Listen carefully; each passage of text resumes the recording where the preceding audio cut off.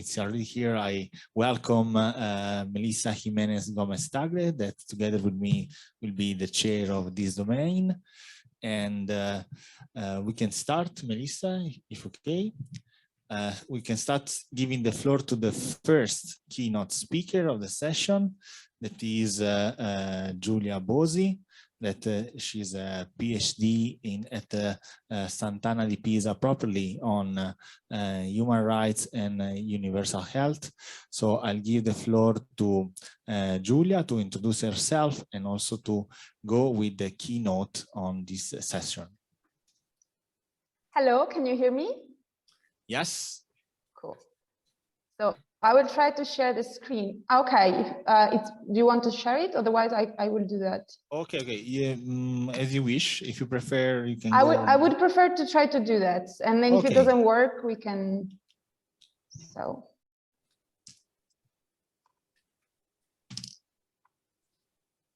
Can you see it? Yes. Okay.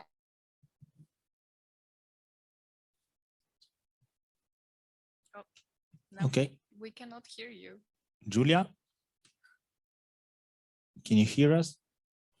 Can you hear me now? Yes. Yeah. Okay, perfect. So I was saying good evening, everyone. My name is Giulia Bosi. I am a PhD candidate in human rights and global politics at the Sant'Anna School of Advanced Studies in Pisa, Italy.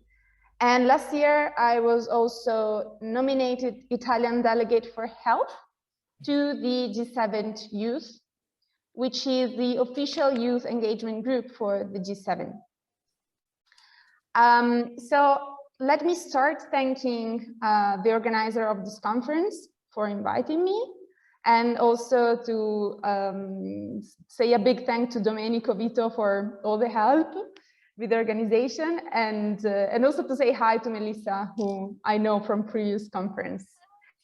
I also want to say that I'm really sorry I cannot be there, but I'm tutoring a course here in Pisa, and so I couldn't make it. So let's start with this domain, One Health and human rights. I decided to focus specifically on the role of human rights in addressing the health challenges that are caused by the environmental and climate crisis. So we know that there is an environmental climate crisis. We know that there are health challenges connected to that. The question is, what is the role of human rights in all of this? So what I will do, I will begin my speech by giving a definition of One Health, very briefly, because I know you're an expert on that, and of human rights. I will then describe how health and well-being are intimately connected to the environment. And then I will try to answer to the research question. And I will reply saying that human rights play a meaningful role in addressing the health challenges caused by the environmental and climate crisis. And they do so in two ways. First, because there are human rights obligations that require states to take action in this sense. And second, because on the basis of these human rights, now we have a lot of the so-called climate litigation. Climate litigation is when a lawsuit is brought before an international or national court, and it's about climate change mitigation or adaptation. Climate mitigation or adaptation. I will finally present some recent developments, very recent, just a few months ago, for example. At the United Nations level, the right to a healthy environment was recognized. And I will then bring some conclusion. So very quickly, just to have an idea what we're talking about, One Health is an integrated, unifying approach to balance and optimize the health of people, animals, and the environment. So it's like a policy framework that seeks to promote human, non-human, and environmental health at the same time. What about human rights? Human rights are rights that we have simply because we exist as human beings. They are universal, so this means that it doesn't matter what is your sex, your age, your race, your religion, your language, and so on and so forth. And also they are inalienable.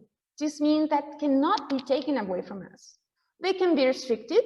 If we think, for example, about the right to liberty, of course, if you commit a crime, you go to jail. So they can be restricted, but there must be specific reasons. What are human rights more specifically? Can you think of some human rights? Well, for example, I use this distinction to give you an idea. We have civil and political rights, which are, for example, the right to life, the right to vote, which we just experimented in Italy this weekend, the freedom from torture, freedom of expression, freedom of movement. And then we have economic, social, and cultural rights, which are, for example, the right to health and the right to education. Where do we find human rights?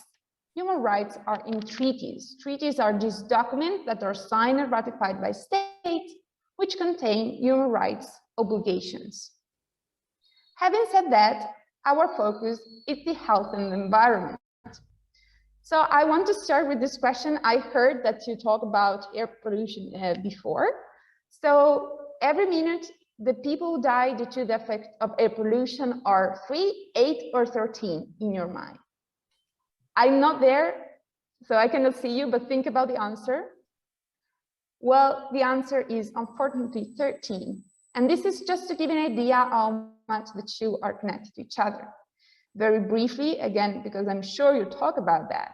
Well, air pollution increases the risk of lung cancer and lung diseases, but also noise exposure, for example, noise from industries or transport increase the risk of cardiovascular diseases. Another key concern for health is exposure to hazardous chemicals. And we also should think about the consequences of climate change in terms of natural disasters. If you think about it, for example, a wildfire, people die, people are hurt, but also maybe hospitals are destroyed. What happened to people who have a chronic illness? They cannot go to the hospital anymore. So the connection between health and environment is very clear. If you're interested in this topic, I strongly advise you to read these two reports, especially the second one by the WHO, explain how many diseases could be prevented through healthier environments. But what is the role of human rights in all of this, in addressing these health challenges caused by the environmental and climate crisis? As we said before, first of all, we have human rights obligation on the one end, and on the other end, on the basis of this human rights obligation, it's possible to have litigation before courts. Let's see to the right to health, because this is my focus, this is our focus, but this could be valid also for other human rights. Generally speaking, when we have human rights, the state has an obligation to respect, protect, and fulfill the human right, in this case, the right to health. But what does this mean in practice? Well, I made here some example. The fact that the state has to respect the right to health means that the state must refrain from interfering with the right. What does it mean? For example, it cannot deny access to a person, to a health facility, just because, I don't know, she's a woman, so on a discriminatory basis. The state must protect the right to health. What does it mean? That the state must prevent third parties, third actors from interfering with the right. In practice, for example, the state has to control that the medicine we have marketed in the country are of good quality. So in this case, the third parties are the pharmaceutical companies. And finally, the state must fulfill the right to health. This means that the state has to take positive action, has to take steps to facilitate the enjoyment of the right to health. For example, establishing universal vaccination campaigns for children. But what about the environment and the connection between health and the environment? Do we have obligation in this sense? Well, the answer is yes, in part in treaties, in part in the interpretation that has been given to the treaties. And again, I remain on the right to health. We read that in terms of respecting the right to health, the state is required to refrain from unlawfully polluting air. In terms of protect the right to health, the state should enact or enforce laws to prevent the pollution of water, air, and soil by industries. And finally, in terms of obligation to fulfill the right to health, we read that the state must adopt measures against environmental hazards and must formulate and implement national policy aimed at reduce or eliminate pollution of air, water, and soil. So the obligations are out there. So human rights speaks in this sense. But what about all these human rights obligations? But in practice, if they're not respected, what happens? Well, this phenomenon, which is climate litigation, is quite new, but very important. On this basis of these human rights, more and more people associations brought cases before national courts or national or international adjudicative bodies.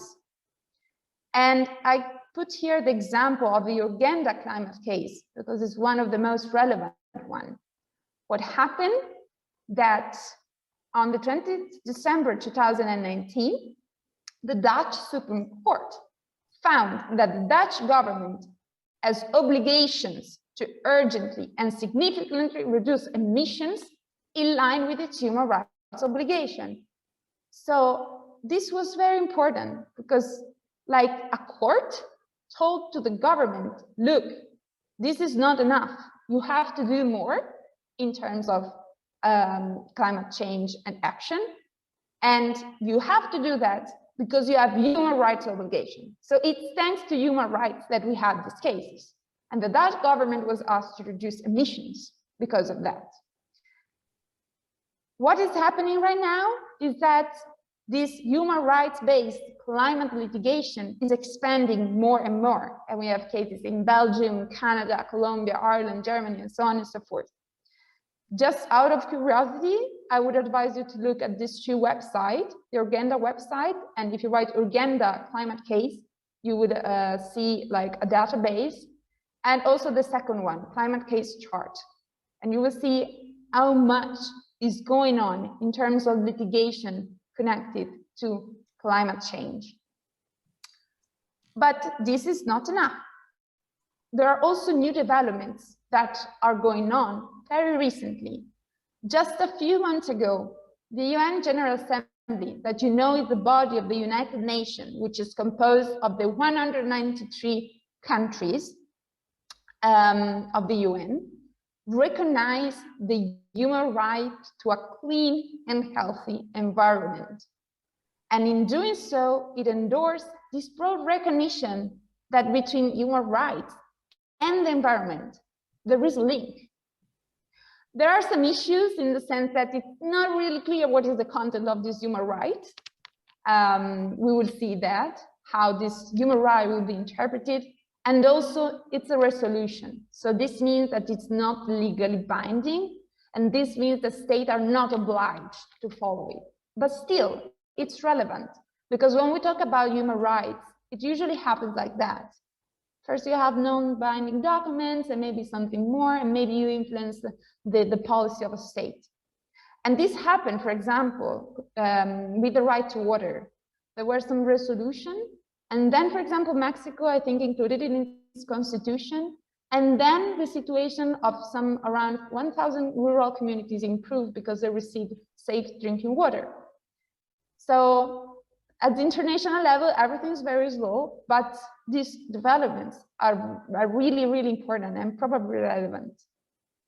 And again, I was just reading this weekend, on Friday, we had another groundbreaking decision by a UN committee, which is the United Nations Human Rights Committee. It's a committee that oversees the implementation of the International Covenant on Civil and Political Rights. And essentially what happened is that they found Australia's that Australia was failing to adequately protect an indigenous group against the adverse impacts of climate change. And then this violated the rights of these people. So a lot is going on, and I think that more is going to come in the next years. So to conclude, first of all, we saw that health and the environment are very connected to each other, and that a good quality environment is fundamental for our health and well-being. We also saw that human rights play an important role in this context. First of all, because there are human rights obligations that require the state to take action in this sense. And second, because on the basis of those obligations, climate change litigation is developing more and more lawsuits against governments because of not adequate climate action. Finally, we saw that a lot is going on from a legal point of view. And especially, we will see how the right to a healthy environment will implement it, if ever, we hope so, by government. And to conclude, I think that all of this shows that One Health and human rights cannot be taken away from each other. And with this, I conclude, and I thank you very much. And this is my email in case you want to contact me or for any question. Thank you.